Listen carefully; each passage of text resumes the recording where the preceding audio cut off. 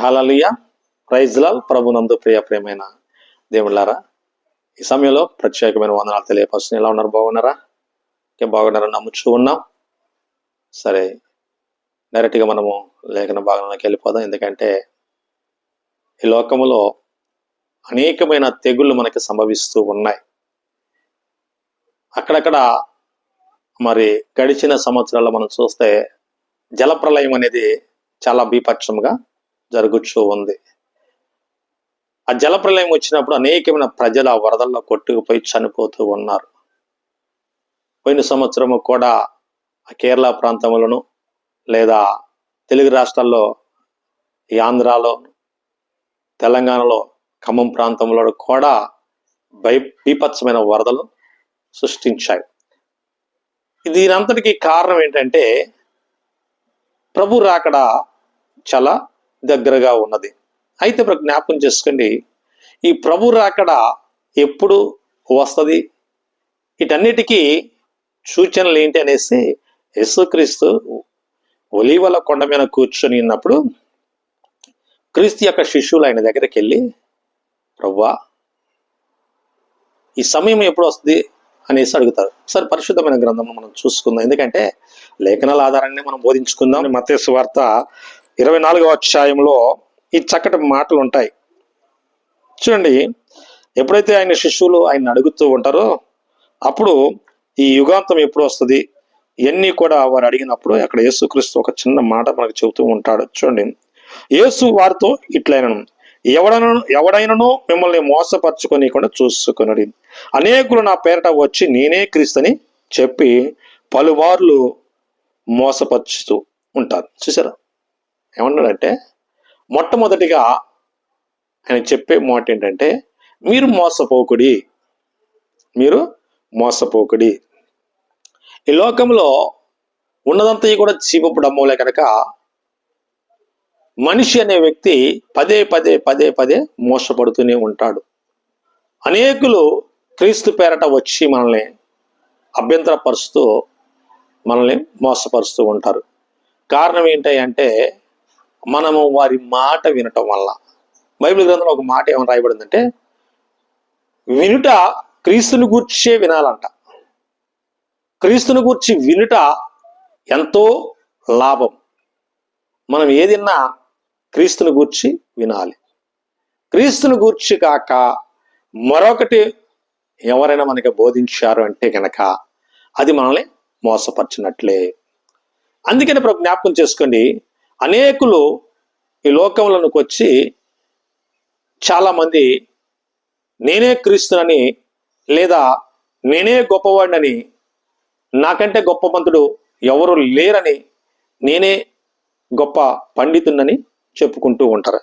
అయితే జ్ఞాపకం చేసుకోండి, ఈ బైబిల్ అనేది ఎవరికి సొత్తు కాదండి.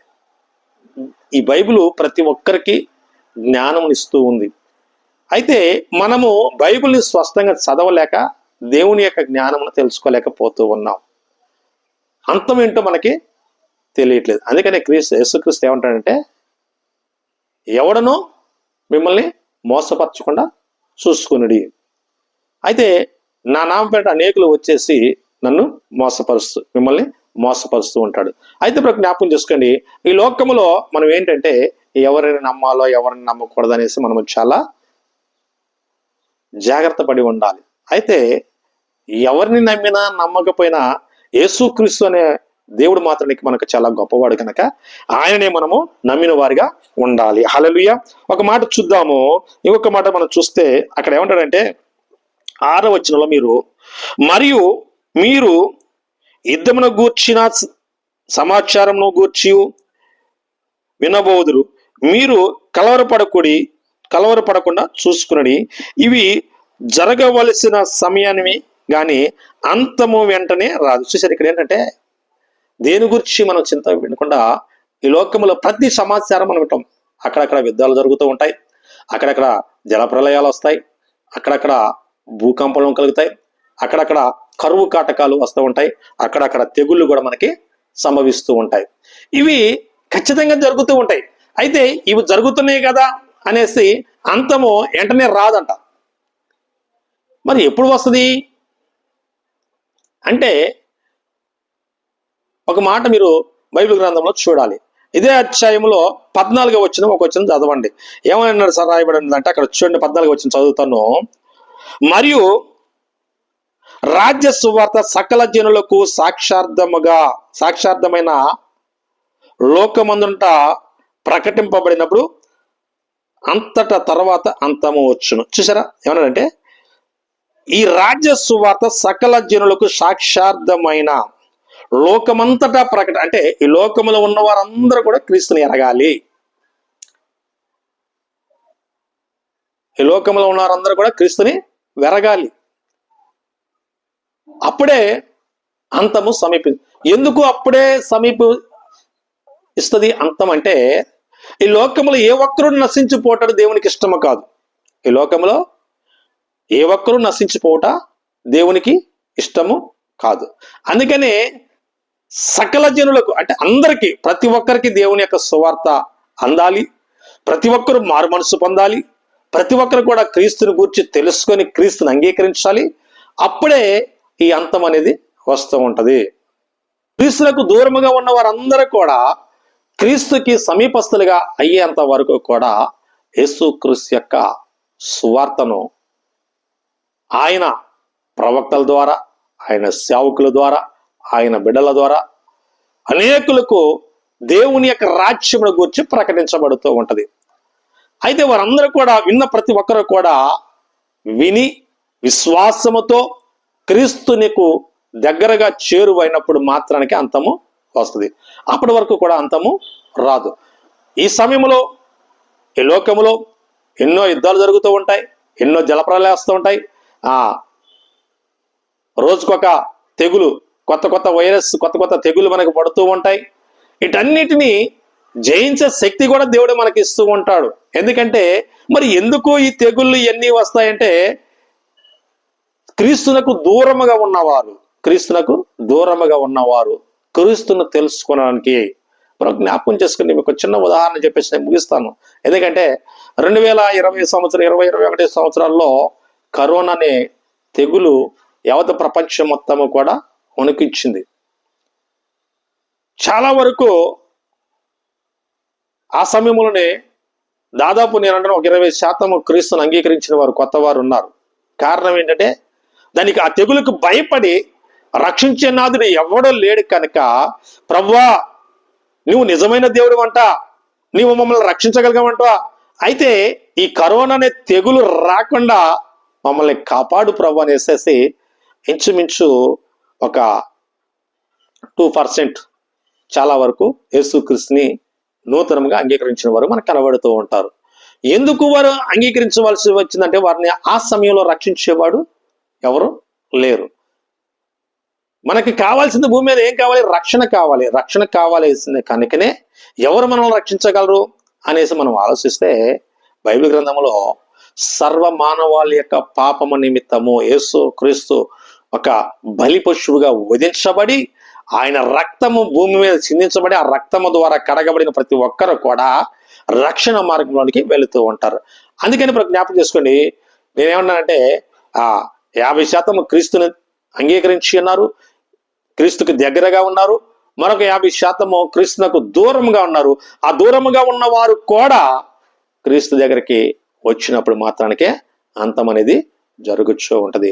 అప్పటి వరకు యేసుక్రీస్తు నిన్ను, నన్ను, మనందరినీ, మనకు సమీపస్తులను, మనకు దూరస్తులను అందరినీ కూడా ఆయన ప్రేమిస్తూ ఆయన రాజ్య సువార్త సకల జనులకు తెలియపరచడానికి నా మీదను, మీ మీదను, మనందరి మీద ఆయన రాజ్య భారము మన మీద ఉంచాడు. కనుక నీవు ఈ వాక్యం వింటున్న నీవు చేయవలసిన పని ఏంటంటే, నువ్వు విన్న వాక్యమును లేదా దేవుడు నీకు ఇచ్చిన జ్ఞానమును బట్టి, నీ దేవుడు నీతో ఏదైతే మాట్లాడుతున్నా ఆ జ్ఞానమును బట్టి క్రీస్తునకు దూరముగా ఉన్న వారి గురించి, వారి కొరకు దేవుని యొక్క రాజ్యము గురించి సువార్త ప్రకటిస్తూ, వారి కొరకు విజ్ఞాపన ప్రార్థన చేస్తూ దేవుని యొక్క సన్నిధిలో ఉన్నట్లయితే, దేవుడు మనందరికి ఇచ్చిన ఆ కృపను బట్టేసి మనకి దూరంగా ఉన్న వారిని మనకి సమీపంగా తయారు చేసి, మనకి సమీపంగా దగ్గరకు నడిపించేసి, అప్పుడు క్రీస్తు ఈ లోకము అంతము సమీపిస్తుంది.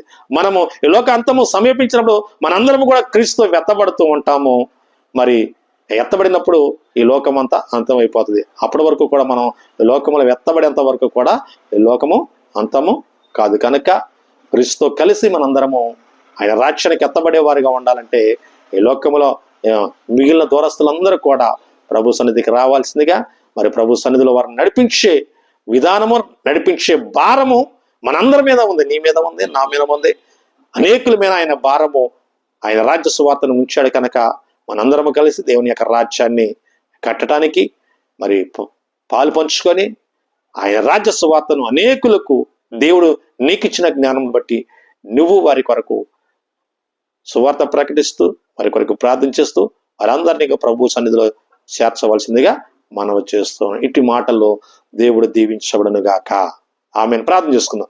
మహాపరిశుద్ధుడు, మహోన్నతుడు, సర్వశక్తిమంతుడు దేవా, నీకే లెక్కలేని వందనాలు తండ్రి, స్తోత్రములు. దిగో ప్రభా, ఈ ఉదయకాల సమయంలో ప్రభా జ్ఞాపకం చేసుకొని ఆయన నిశిష్యులైన వారు ప్రభా అంతం ఎప్పుడు సమీపిస్తున్నప్పుడు ప్రభా వారితో మీరు మాట్లాడిన మొట్టమొదట ఎవడను మిమ్మల్ని మోసపరచుకొని ఇక్కడి నేనే క్రీస్తునని అనేకులు మీ మధ్యకు వస్తూ ఉంటారు. వారి పట్ల మీరు మోసపోకుండా విశ్వాసం ఉంచి నీ మాటలు అంగీకరించి నీతో ఏకీభవిస్తూ ప్రభా సర్వలోకములకు సర్వ సృష్టికి నీ రాజ్య సువార్త అనేకులకు తెలియపరిచి అనేకులు మారు మనసు పొంది రక్షణ పొందేంత వరకు కూడా ప్రభా అంతం రాదని స్పష్టంగా నువ్వు మాట్లాడుతున్నావు తండ్రి. మరి నీకు సమీపముగా సగం మంది ఉన్నారు, నీకు దూరస్తులుగా అనేకులు సగం మంది. అయ్యా, ఎంతమంది అయితే నీకు దూరస్తులు వారు కూడా ప్రభా నీకు సమీపస్తులుగా ఉండటకు నీ కృప చూపించి వారు నడిపించమని, మీరే మాయపరచుకోమని, మహిమ ఘనత పొందని యేసుక్రీస్తు నామములో అడుగుచున్న తండ్రి. ఆమేన్, ఆమేన్, ఆమేన్.